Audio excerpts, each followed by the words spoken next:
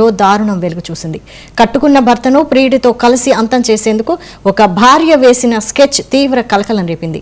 చిలుకోడు గ్రామానికి చెందిన గాదె రాజేశ్వరరావు తన భార్య భవాని, ఆమె ప్రియుడు సైదులతో కలిసి తన ప్రాణాలు తీసేందుకు కుట్ర పన్నిందని డోర్నకల్ పోలీసులను ఆశ్రయించారు. ఖమ్మంలోని ఓ ప్రైవేటు ఆసుపత్రిలో ఉద్యోగం చేస్తున్న తనకు భార్య ప్రవర్తనపై అనుమానం రాగా ఆమె కొరియర్ బాయ్తో అక్రమ సంబంధం పెట్టుకున్నట్లు గుర్తించారు. తమ వివాహ బంధానికి అడ్డుగా ఉన్నాడని భావించి తనను హత్య చేసేందుకు ప్లాన్ చేశారని తెలిపారు. వారి సెల్ ఫోన్ సందేశాలు, ఇతర ఆధారాలను సేకరించిన భర్త పోలీసులకు అప్పగించి తన 2 కుమార్తెల ప్రాణాలకు రక్షణ కల్పించాలని వేడుకున్నాడు.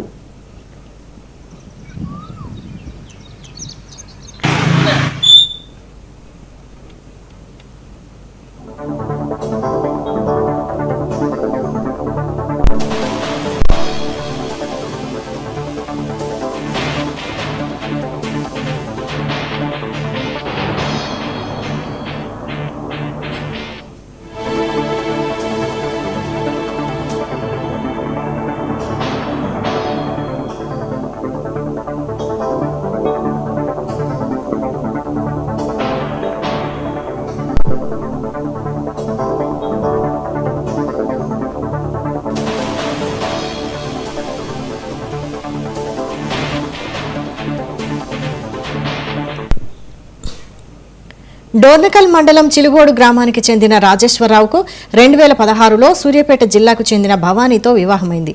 వీరికి 2 కుమార్తెలున్నారు. రాజేశ్వరరావు ఖమ్మంలోని ఓ ప్రైవేటు ఆసుపత్రిలో ఉద్యోగం చేస్తుండగా ఇటీవల తన భార్య ప్రవర్తనలో తేడా గమనించాడు. ఖమ్మంలో కొరియర్ బాయ్గా పనిచేస్తున్న సైదులు అనే వ్యక్తితో భవానీకి పరిచయం ఏర్పడి అది కాస్త అక్రమ సంబంధానికి దారితీసింది. ఈ క్రమంలోనే రాజేశ్వరరావును అంతం చేస్తే తాము సంతోషంగా ఉండవచ్చని భావించిన ఆ ఇద్దరు అతడిని హత్య చేసేందుకు ప్రణాళిక రూపొందించారు. భార్య ఫోన్లోని వాట్సాప్ సందేశాలు, ఇతర ఆధారాల ద్వారా ఈ ప్లాన్ను పసిగట్టిన భర్త రాజేశ్వరరావు ఆ ఆధారాలన్నింటినీ పోలీసులకు సమర్పించాడు. తనతో పాటు తన 2 పిల్లల ప్రాణాలకు ముప్పు ఉందని, రక్షణ కల్పించాలని వేడుకున్నాడు. కాగా ఈ ఘటనపై కేసు స్వీకరించిన డోర్నకల్ పోలీసులు తదుపరి విచారణ నిమిత్తం కేసును ఖమ్మం పోలీస్ స్టేషన్కు బదిలీ చేశారు.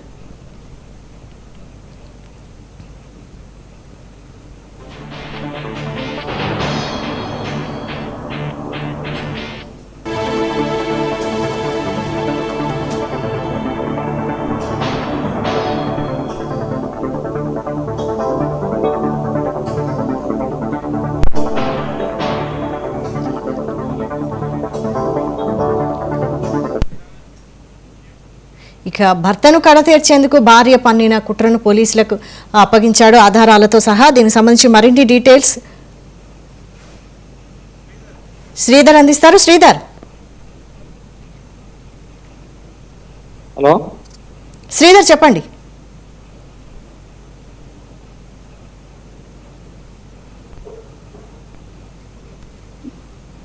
Thank you వైశాలు.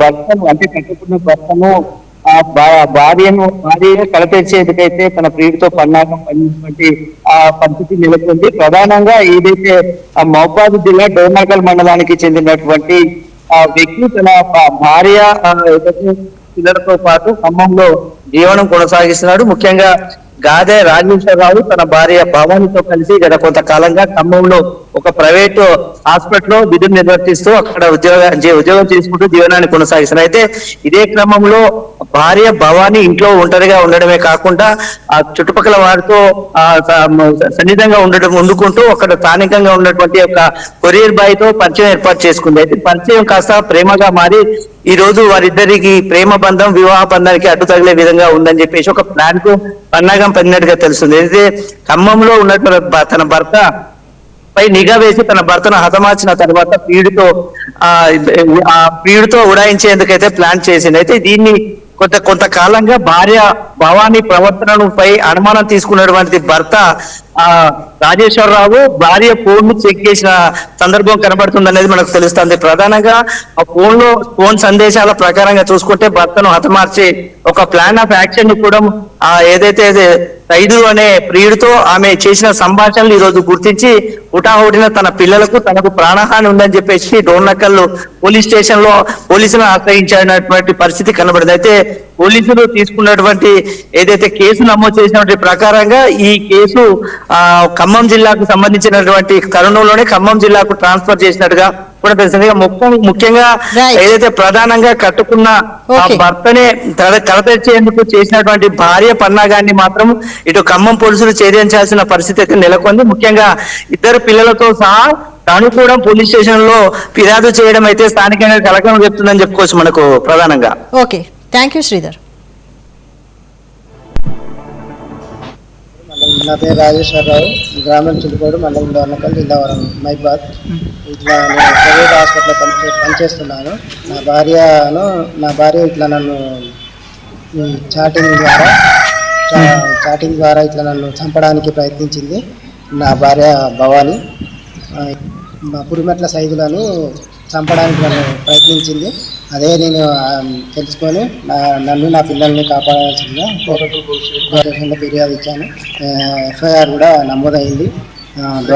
ఖమ్మం ట్రాన్స్ఫర్